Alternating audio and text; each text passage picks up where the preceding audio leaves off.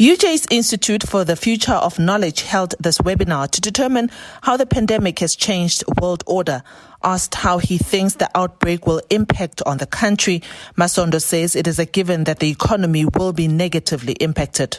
For South Africa, it is projecting that we're going to have 6% negative economic growth, and that has huge consequences in terms of employment.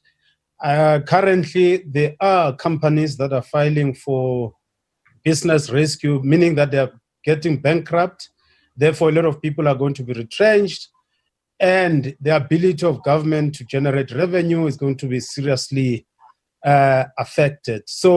But we are doing serious modeling, forecasting, but there's no doubt that we are going to have a huge economic downturn. Some economists have predicted that the GDP could even contract by 8.5%.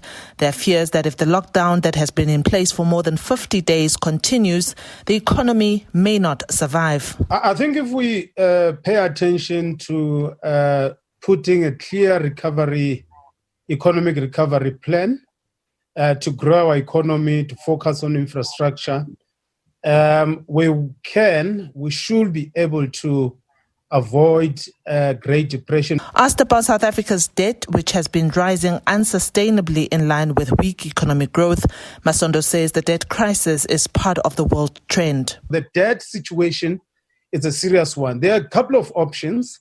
One option is to reprioritize, cut the expenditure.